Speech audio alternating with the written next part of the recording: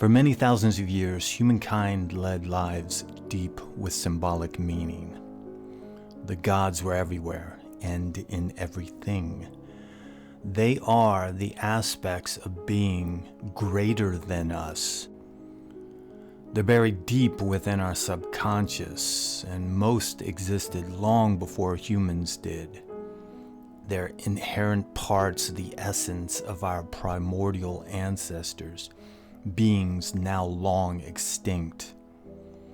For example, take Aphrodite. She came forth when those first creatures reproduced sexually. Ares came about when that reptilian ancestor of ours killed another of its kind out of anger. And Pan when that first early being experienced irrational fear. That's right, my Neo-Pagan friends. Pan is a scary god.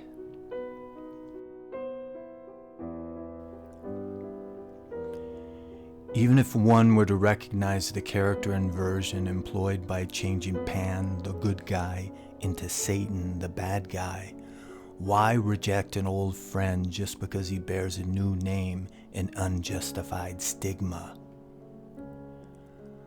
That quote by Anton LaVey was an influence on the origins of the sect of the Horn God.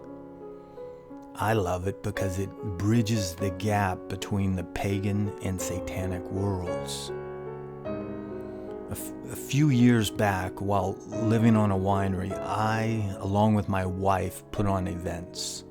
One of them was a pagan festival, and I couldn't help but notice that among the New Age types, Pan was a popular god, considered one of the major incarnations of the horn god archetype. Now, most of you pagans see him as a happy-go-lucky, sometimes mischievous harvest god who frolics with nymphs. But the truth is, there's a good reason that the early Christians of Europe made him synonymous with Satan. It's said that Pan had a dark, angry side and a shout that instilled fear and dread. Where do you think the word panic comes from?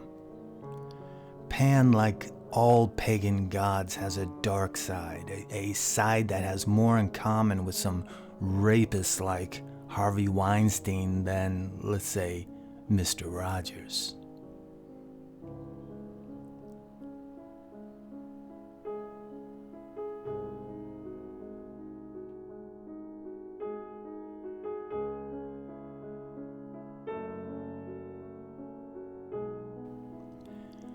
After the foundation of the Roman Catholic Church in the early 4th century, Christian theologians began the process of transforming Pan into Satan.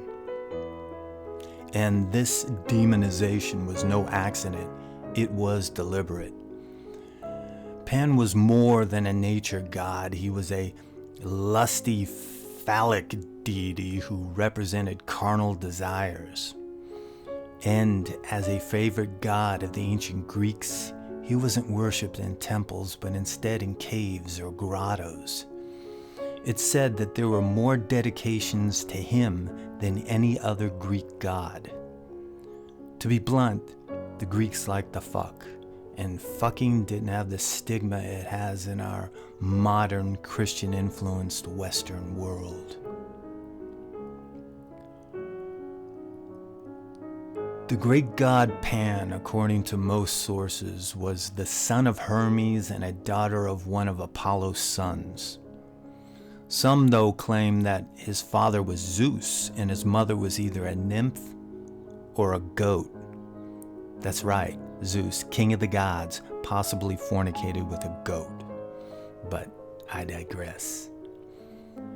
When Pan's mother saw him for the first time with the horns, ears, tail, legs of a goat, she freaked and ran off. Hermes, however, could not have been happier. He was so proud of the little bastard, he took him to Olympus and showed him off to the other immortals. Being a lewd and lecherous creature. He spent most of his time roaming the mountain ranges of Greece, chasing nymphs, boys, goats, whatever. Once while hunting, Pan spotted the most beautiful nymph. Her name was Syrinx, who he, of course, wanted to fuck, but she ran off. In her flight, she came to a river and found herself unable to cross it, so Syrinx begged the river nymphs to change her into marsh reeds, which they did just as Pan caught up with her. He reached out to embrace her soft, naked body, but felt nothing but reeds. His sigh of disappointment was echoed by a breeze blowing through the reeds. This sound enchanted Pan, who quickly tied together several of the reeds to fashion the first Pan pipes. See? Music and lust.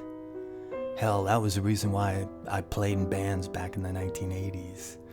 I wanted to get laid. Even back then, I was praying to Pan whether I realized it or not. See this woman? She claims she's been communing with Pan for years. But there's a problem. There's a problem because Pan's dead. That's right. He is the only Greek god who actually died. So when you think you're communing with Pan, well, guess what? It's not Pan. I wonder who it really is.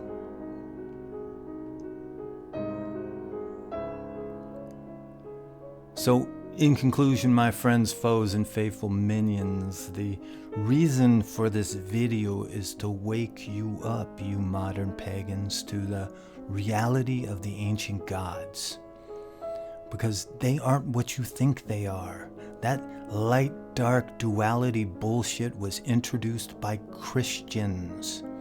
You're still filtering the pagan gods through a Christian mindset, and you can't even see it.